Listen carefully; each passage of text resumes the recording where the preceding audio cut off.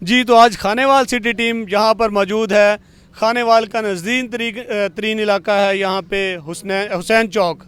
हुसैन चौक में हम मौजूद हैं। यहाँ पे ये जो आबादी है तकरीबन उसका काफ़ी ज़्यादा यहाँ पे इनका सीवरेज का मसला है। यहाँ पे कचरा पड़ा हुआ है इनका काफ़ी अरसे से, साथ ही आबादी है तो इन्हें बहुत सारे मसाइल यहाँ पे होते हैं इस कचरे की वजह से, इस गंदे पानी की वजह से, इस सीवरेज लाइन की वजह से।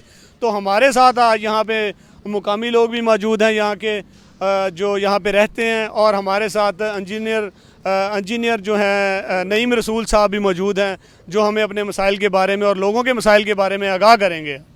जी, सबसे पहले तो मैं आपका थैंक यू अदा करता हूं कि आपके चैनल के ज़रिए मैं अपनी आवाज़, अपने इलाके के लोगों की आवाज़, अपने महल्ले के मसाइल को जो है वो मीडिया तक और अरबाब इख्तियार तक पहुंचाना चाह रहा हूं कि ये पुराना खानेवाल जो है, ये पुराने खानेवाल का सबसे पुराना इलाका है और ये गढ़ था किसी ज़माने में डाहा फैमिली का। यहाँ के आबाओ अजदाद जो है वो डाहा फैमिली से ताल्लुक़ रखते हैं। ये गुज़रगाह थी MNA साहब की जो यहाँ से जुमा पढ़ने के लिए जाया करते थे, और आज यही रास्ता, यही इलाका जो है ये इतनी गंदी और इतनी बदबू और इतनी मतलब रूढ़ी कचरा डंपिंग यार्ड बन गया है कि यहाँ से गुजरना भी मुश्किल हो गया है और यहाँ पे रहना भी मुश्किल हो गया है।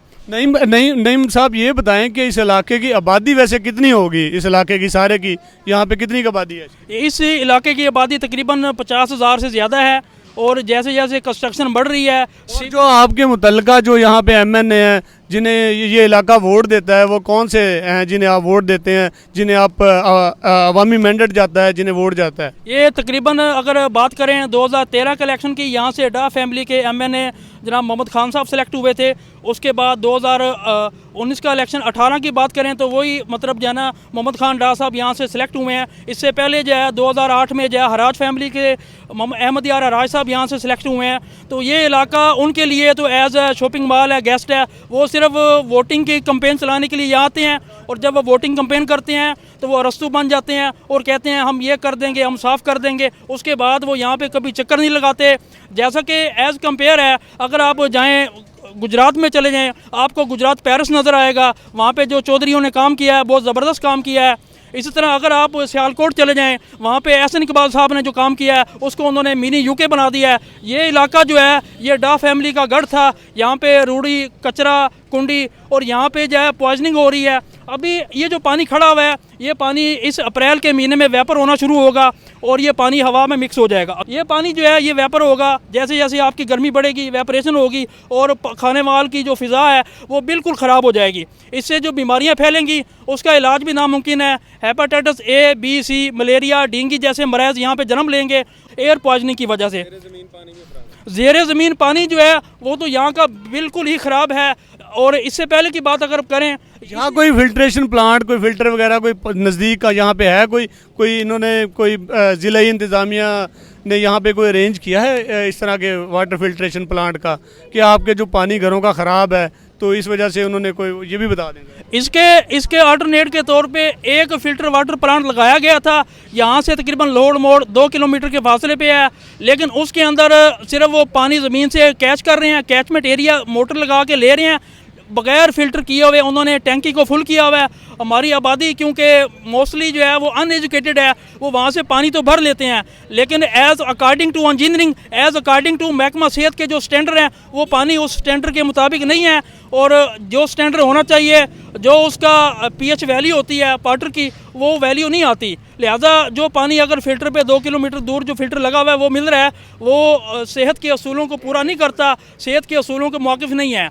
और यहाँ पे एक चीज़ मैं ज़रूर हाईलाइट करना चाह रहा हूँ कि यहाँ पे तकरीबन 3 साल पहले से ये जो सीवरेज का काम हुआ है, यहाँ पे फ्यूचर फैक्टर नहीं देखा गया। सियासी मतलब प्रॉब्लम की वजह से, ग्रांट की वजह से यहाँ पे जो डिज़ाइनिंग की गई है अनजस्टिफाइड डिज़ाइनिंग हुई है, बगैर प्लानिंग के काम हुआ है। ये सीवरेज का काम यहाँ पे कब, ये जो लाइन बिछाई गई है कब हुआ था ये लास्ट टाइम? ये तकरीबन सीवरेज का काम 2 साल या 2.5 साल पहले हुआ था, और ये step by step by parts काम हुआ है।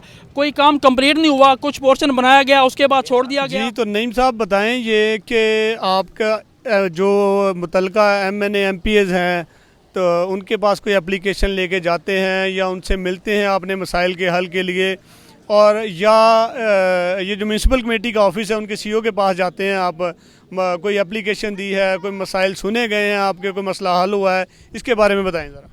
जी, इसके बारे में मैं तो ये कहूँगा, मैंने तो आज तक डायरेक्टली वर्बली मैंने एज फेस टू फेस उनसे मैंने कोई इस तरह की इन्फॉर्मेशन शेयर नहीं की, लेकिन मैं ये जानता हूँ कि उनके इल्म में है, ये इलाका उनका आबाई इलाका है, वो जानते हैं। मेरी तरफ से कोई रिटन एप्लीकेशन और वर्बल कोई रिक्वेस्ट नहीं भेजी, लेकिन मैं इंशाल्लाह जैसा कि आपने क्वेश्चन किया है तो as per your question according to rule मैं ज़रूर उनसे रब्ता करूँगा, उनसे रब्ता करने की कोशिश करूँगा, अपने मसाइल को हाईलाइट ज़रूर करूँगा। और ये आपका अच्छा पॉइंट है कि मुझे उनके पास भी जाना चाहिए। मैं डायरेक्ट पूरी आबादी के लिए, अहले इलाका के लिए एज अ लीडिंगशिप यूज़ करते हुए मैं उनसे रिक्वेस्ट करूंगा, उनके पास जाऊंगा, उनको रिटन एप्लीकेशन भी सबमिट करवाऊंगा, उनको वर्बल भी रिक्वेस्ट करूंगा। ये उनका इलाका है। और इवन के मैं एक बात कहना चाह रहा हूं कि दूसरी कौमों के लिए जो आबाई इलाके होते हैं उनको वो म्यूज़ियम बनाते हैं, उसके बाद वहाँ पे लोग विज़िट करने के लिए आते हैं, वहाँ पे टिकटिंग होती है। लेकिन ये जो आबाई इलाका है हमारे बड़ों का, इन्होंने इसको डैम्पिंग यार्ड बना दिया है और ये मतलब तवज्जो का मरकज़ है। आप थोड़ी सी तवज्जो दें, इस इलाके से इस रूढ़ी को, कचरे को उठाया जाए। यहाँ पे एक गार्बेज का बड़ा सा डैम्पिंग ट्राला जो है वो यहाँ पे नस्ब किया जाए, रखा जाए, ताकि कूड़े को बाहर ना फेंका जाए बल्कि डैम्प किया जाए। और डैम्प करने के बाद उसको जो है वीकली बुनियाद के ऊपर, वीक टू वीक उसको उठाया जाए और उसको जो है जिधर भी उसकी प्लेस होगी वहाँ पे उसको डैम्प किया जाए। ये हमारी रिक्वेस्ट है अरबाब इख्तियार तक। जी भाई, आप बताएं आपके क्या मसाइल हैं इलाके के। और थोड़ा सा सारा पानी गंदा खड़ा हुआ है, अगर ये बंद हो जाता है तो सामने हमारे मकान है, उधर मकानों में पानी घुस जाता है और सारा गंदा पानी जो पीने का पानी है ना, मोटर लगी हुई वो भी बदबू वाला पानी आता है। तो मेहरबानी उनकी ये हमें पानी का कोई बंदोबस्त करें और हमें जो अच्छा फ़ज़ाइल है वो अदा करें। सर देख के जो हमारे MNA MP साहब है वो रोज़ यहाँ से गुजरते हैं सर, उनको भी पता है। बराए मेहरबानी आप उसको कह दें कि हमारी वहाँ पे आवाज़ पहुँचा दे कि ये हमारा मसला हल कर दे। ये देख के जी सारा पानी गंदा, ये सामने हमारे घर हैं, सबकी यहाँ से माओ बहनें गुजरती है। बराए मेहरबानी हमारा ये काम सब करवा दें।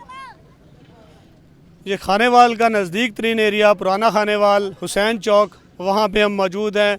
ये वहाँ के रहायशी सारे हमारे साथ मौजूद हैं और ये अपने हाथ उठाए हुए हैं और एहतजाज कर रहे हैं कि हमारा मसला हल किया जाए। ज़िली इंतज़ामिया तक अपनी बात पहुँचा रहे हैं, यहाँ के महकमों तक, यहाँ के MNAs तक और यहाँ के हमारी हुकूमत तक ये बात पहुँचा रहे हैं कि हमारा मसला हल होना चाहिए, हमारे मसले का हल किया जाए। किसी भी इलाके के लिए उसका इंटरेस्ट, उसका दाखिली रास्ता जो होता है वो बहुत अहमियत का हामिल होता है।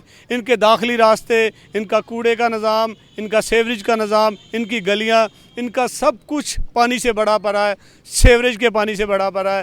तो हमारी भी खानेवाल ज़िले इंतज़ामिया से, खानेवाल सिटी की भी गुजारिश है कि इनका मसला हल करवाया जाए, इनकी सेवरेज की सफाई कराई जाए और इनके गली मोहल्लों और इनके कूड़ों का कोई प्रॉपर बंदोबस्त किया जाए। तो खानेवाल सिटी टीम के साथ राना मोहम्मद ताहिर, जहान मीडिया ग्रुप, खानेवाल।